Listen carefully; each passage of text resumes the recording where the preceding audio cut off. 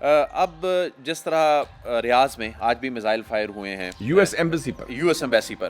اچھا، پاکستان کا اور سعودی عرب کا تو معاہدہ ہے، اب کیا ہمارے لیے ایک مشکل سچویشن نہیں بن رہی؟ ہم نے ان کے دفاع کا، ان کے تحفظ کے حوالے سے کمٹمنٹس کی ہیں، تو اب کیا ہم کو بیک ڈور میں ایران کو سمجھانے کی کوشش کر رہے ہیں کہ وہاں پر کم از کم جو ہے وہ اٹیک نہ کریں؟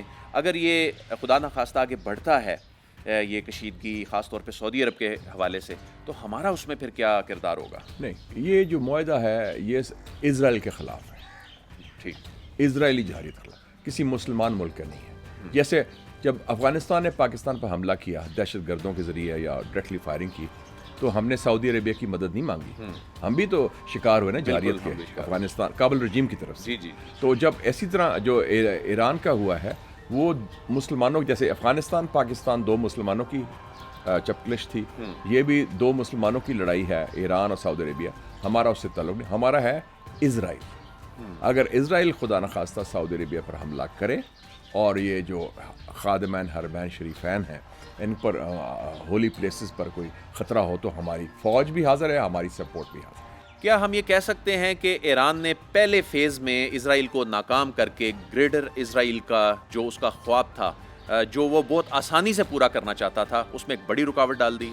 یہ بالکل سے، میں اس کو ذرا تھوڑا سا براڈر کر دوں کہ پہلا راؤنڈ کیا لینا، اس میں جو امریکن اور اسرائیل حکمت عملی تھی وہ فیل ہو گئی، اور اس کو ایران نے کامیاب مزاحمت سے روک دیا. سو جو ابھی کیونکہ یہ جنگ چل رہی ہے، لیکن جو فرسٹ فیز ہوتا ہے نا، فرسٹ 100 آورس، وہ تو اس میں پتہ چلتا ہے کہ کس طرف پلڑا بھاری ہے. جیسے ہم نے تو 16 گھنٹے میں انڈیا کو اڑا دیا تھا اور اس کو شکست دے دی تھی، تو وہ that is the crucial phase. خامنائی صاحب کے بعد ایران کی پکچر سر آپ کو کیا نظر آ رہی ہے؟ اب ظاہر ہے وہاں پر ایک سٹرکچر تو موجود ہے، لیکن بڑی لیڈرشپ کے نہ ہوتے ہوئے وہاں پہ ایک غیر یقینی کیسے رہے گی؟ کیا ایران اپنے پاؤں پہ کھڑا ہو پائے گا؟ کیا ایران جو ہے وہ سروائیو کر جائے گا ان کے بغیر؟ میں سمجھتا ہوں کر جائے گا، کیونکہ انہوں نے جس طریقے سے ٹرانزیشن ہوئی ہے نا، پریزیڈنٹ پزیشکیان، اسپیکر کالیباف اور سیکرٹری نیشنل سیکیورٹی کاؤنسل علی لاریجانی، یہ تین بڑے ہیں، پلس جو ہے ان کے جو نئے ان کے آئے ہیں علی رضا رفائی صاحب آیت اللہ جو ہیں، اور ایک چیف جسٹس ہیں سپریم کورٹ کے. یہ 5 کا ہے نا بیسکلی. ان میں سے 3 تو پاکستان آ چکے ہیں جن کا نام لیا میں نے، اور بلکہ میری بات بھی ہوئی تھی پریزیڈنٹ صاحب سے بھی ان کے، اور خاص کر علی لاریجانی سے میں نے یہ ریز کیا تھا ایشو سیکیورٹی کا. اچھا، ہاں، جب یہ ادھر آئے تھے تو میں نے ان کو کہا تھا کہ ایکسلنسی ہمیں ذرا تھوڑا سا خدشہ ہے. کس بات کا؟ کہ میں کہا آپ کی جو سیکیورٹی ہے نا ذرا بریچ ہوئی ہے. اور میں نے کہنا کیسے؟ میں نے کہا جی اسماعیل ہانیہ حماس کے لیڈر آپ کے Islamic revolution guards headquarters میں شہید ہوئے. پھر جب جون میں اسرائیل نے حملہ کیا 2025 میں، تو اس میں بھی آپ کے ہائی کمانڈ وائپ آؤٹ ہو گئی، 18 جرنلز اور سائنٹسٹ اپنے گھروں میں مارے گئے، شہید ہوئے. تو ان کا نہیں، ہم کنٹرول کر رہے ہیں سارا. تو یہ ہمیں ایک خدشہ تھا، لیکن جو بھی ان کی سیکیورٹی بریچ ہوئی ہے، اور اب تو آ بھی گیا ہے فائنینشیل ٹائمز میں بھی اور نیو یارک ٹائمز میں کہ وہ CIA کی سورس تھی، کوئی بندہ تھا، یا مخبر کہہ لیں یا انفارمنٹ کہہ لیں، جو بھی ہے، اور ٹیکنالوجی تھی موساد کی. لیکن اس کے باوجود انہوں نے سسٹم ایسا بنا لیا ہے کہ ایک، میں سمجھتا ہوں کہ کولیکٹیو لیڈرشپ کہہ دیں. آپ کی سر علی لاریجانی سے، مشاہد صاحب آپ کی علی لاریجانی سے بات چیت ہوئی، آپ کو ان کا مورال کیسا لگا، اور آپ کو کیسی شخصیت لگے کہ وہ اس کرائسس سچویشن میں ان کا رول آپ آگے کیسے دیکھ رہے ہیں؟ میں علی لاریجانی سے کو پرانا جانتا ہوں، اور میں ان کو ملا تھا کوئی 20 سال پہلے، جب میں چیئرمین تھا سینٹ خارجہ امور کمیٹی کا. تو میں ایک وفد لے کے گیا تہران، ان کا وفد بھی آیا تھا، تو انہوں نے ہمیں دعوت دی، تو میں پوری کمیٹی کو لے کے گیا تھا. پہلی دفعہ ہوا پارلیمنٹری ایکسچینج ہوا. صحیح. اور علی لاریجانی سے ہمارا کوئی 3 گھنٹے ملاقات ہوئی. اس وقت یہ چیف نیگوشیٹر تھے. اچھا. نیوکلیئر ایشو پر. اچھا. اس وقت 20 سال پہلے. اور ان کے بھائی صاحب اس وقت Sadiq Larijani chief justice supreme court کے تھے، اور دوسرے بھائی ان کے جواد لاریجانی وہ نائب وزیر خارجہ تھے. تو یہ لاریجانی بھائی جو ہیں، یہ ان کے والد صاحب آیت اللہ ہیں تھے، اور یہ خود بائی دا وے یہ بھی ان کے اسٹیبلشمنٹ کے بندے ہیں. ہماری بھی اسٹیبلشمنٹ ہے نا ادھر, ہم کہتے ہیں یہ اسٹیبلشمنٹ ہے بڑی, تو ایران کی بھی بڑی دبنگ اسٹیبلشمنٹ ہے بڑی, اور اس کی کافی دہشت بھی ہے اس اسٹیبلشمنٹ. اسلامک ریولیوشنری گارڈز کور IRGC, یہ پاسدار. پھر میں نیکسٹ ٹائم گیا تو یہ میں ملا تو یہ اس وقت اسپیکر بن گیا. اچھا, اسپیکر آف دا رئیس مجلس شورا کہتے ہیں. بالکل صحیح. اور ان کے جو اسسٹنٹ تھے ایڈوائزر وہ جواد آلیان تھے, جو بعد میں شہید ہوئے, فارن منسٹر بن گئے تھے. تو ان سے میری کافی اچھی گپ شپ ہے. ایک تو ہے کہ بڑا کلیئر ہیڈڈ بندہ ہے, ماڈرن بندہ ہے. ان کی بیٹی امریکہ میں ہے, وہ پروفیسر ہے, بلکہ وہ پڑھاتی ہے ایک یونیورسٹی میں امریکہ میں. اور یہ ویسٹ سے بھی مذاکرات کرتے ہیں, اور یہ مین سعودی عربیہ سے بھی, چائنا اور رشیا سے بھی. اور جب آپ نے علی لاریجانی صاحب کو یہ بتایا کہ آپ کے یہ سیکیورٹی لیبس ہیں, تو انہوں نے کیا کہا؟ انہوں نے کہا ہم اس کو, انہوں نے کہا یہ جائز ہیں لیکن ہم ان کو کر رہے ہیں, پلگ کر رہے ہیں, اور ہم کر رہے ہیں, اور اس کا اور کیا ہم اس کا خمیازہ جو بھی ہے وہ کر رہے ہیں. اور ان کو انڈرسٹینڈنگ تھی کہ یہ ہمارے سسٹم میں پینیٹریشن ہوئی ہے. تو میں نے یہ بھی اگزامپل دی نا, دیکھیں نا ہمارے ہاں بھی تو نیوکلیر پروگرام ہم نے بنایا, خفیہ پروگرام تھا, وہ 24 سال چلا, 74 سے 98 تک بم بنانے تک.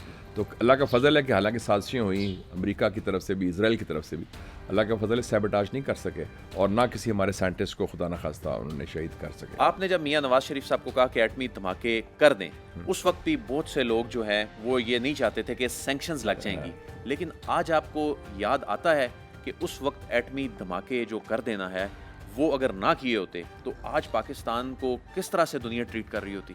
میں تو شروع سے as a journalist also I was a strong supporter of the nuclear programme, کیونکہ مجھے یہ اسیسمنٹ تھی کہ یہ آپ کسی ملک پر, بیرونی ملک پر انحصار نہیں کر سکتے.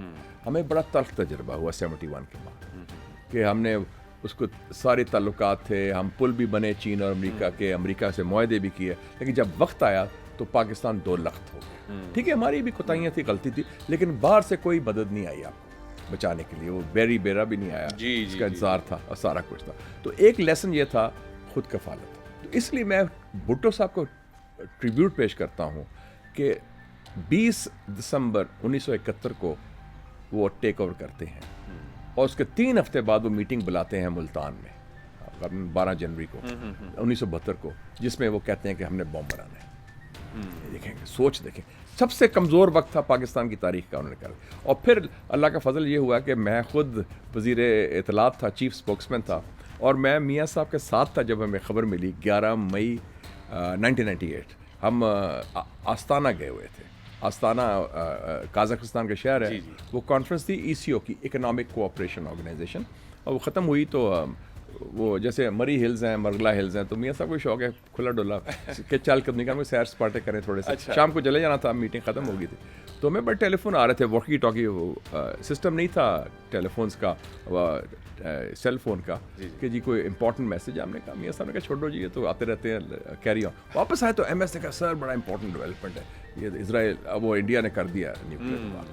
11 مئی 1998, and I happen to be with میاں صاحب ایٹ دیٹ ٹائم. پہلا مشورہ میں نے ان سے کیا, لیکن شاہ صاحب کیا خیال ہے؟ میں کہا سر اٹس ناؤ اور نیور. میں پنجابی میں کیا میاں صاحب کڑا کے کٹ دوں, اینڈ میاں صاحب said I agree with you. میاں صاحب بڑے نال سے. اور انہوں نے یہ بھی بتا دوں, میرے خیال بہت کم لوگوں کو پتہ ہے, 11 مئی کو ہوا, پھر کنسلٹ کیا, 17 مئی کو انہوں نے 2 سائنٹسٹ کو بلایا, ڈاکٹر اشفاق احمد اور ڈاکٹر سمر مبارک. ان کو گرین لائٹ دے دی کہ آپ گو ہیڈ.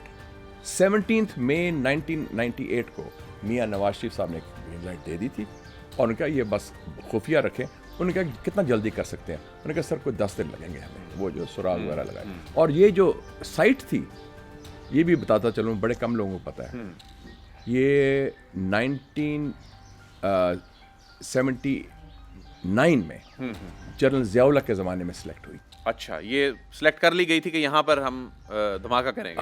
اکتوبر 79 میں ایک ہمارا ڈیلیگیشن گیا تھا امریکہ, آغا شاہی صاحب ان کے ساتھ جرنیل بھی گئے تھے.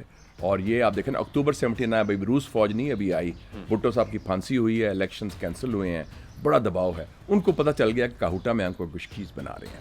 امریکہ نے تھریٹن کیا آغا شاہی کو. آغا شاہی صاحب نے مجھے خود بتایا تھا, اس نے کہا, ان کا سائرس وینس تھا وزیر خارجہ, انہوں نے کہا mister foreign minister you are entering the valley of death by trying to make the bomb. We will not allow it. تو شاہی صاحب بڑے منجے ہوئے سفارتکار تھے, وہ اپنی اینکیں ٹھیک کی, پائپ پیتے تھے. انہوں نے کہا مسٹر سیکرٹری پاکستان کی not build a bicycle, how can we build a bomb. ہم تو بائیسیکل نہیں بنا سکتے, آپ کیا بات کرتے ہیں بام شم کی. تو یہ اس جب ضیاء اللہ کا رپورٹ کیا, انہوں نے کہا ڈاکٹر اشفاق کو بلایا, فائنڈ دا پلیس. انہوں نے اس وقت 19 سال پہلے آپ نے وہ چاغی کا مقام سلیکٹ کر دیا تھا. تو یہ بڑی ہسٹری ہے ایک ہماری. پولیٹیکل لیڈر کا یعنی تو میاں صاحب کو پورا کریڈٹ جاتا ہے اس بات کا کہ دباؤ تھا باہر سے, اور لوگوں نے بھی کہا, ہمارے بھی لوگ چھوٹی نظر والے سوچ رہے وہ جی 5 ارب دے رہے ہیں کلنٹن اور لے لو پیسہ. ہاں 5 ارب. یہ اسٹیبلشمنٹ میں بھی کچھ لوگ ایسے تھے جی, دونوں طرف تھے, خاکی اور مفتی دونوں میں تھے. خاکی اور مفتی دونوں میں تھے جو کہتے ہیں 5 ارب ڈالر لے لو. جو سوچ ہوتی ہے نا کہ جی پیسہ ہے, اور خوف بھی ہوتا ہے, خوف بھی پیسہ بھی خود اعتمادی نہیں ہوتی. تو جب ٹیسٹ ہوا تو خیر مجھے انہوں نے کہا تھا گو ہیڈ, پورا میڈیا میں پلان تو میں نے بلایا تھا کہ کیسے پریس کانفرنس ہوگی, اناؤنسمنٹ ہوگی. تو جب ہوا تو انہوں نے کہا کہ مجھے ٹیلی فون آیا دوپہر کو گرین میں, مشاہد صاحب مبارک ہو گیا اور ہم نے 6 دھماکے کر دیے ہیں. تو کہتا ہے لیکن رات کو میں سویا نہیں, مجھے ڈر تھا کہ غلطی نہ کوئی ہو جائے, یا he could not sleep that night. اتنا بڑا فیصلہ ہے. تو یہ اللہ تعالیٰ اس فیصلے نے آپ کو بچایا ہے, اس فیصلے نے بچایا. That is the reason. ورنہ آپ کو اسرائیل ہو یا امریکہ ہو یا انڈیا ہو, ایک تو اجازت نہیں دینی تھی, اور دوسرا کبھی بنانے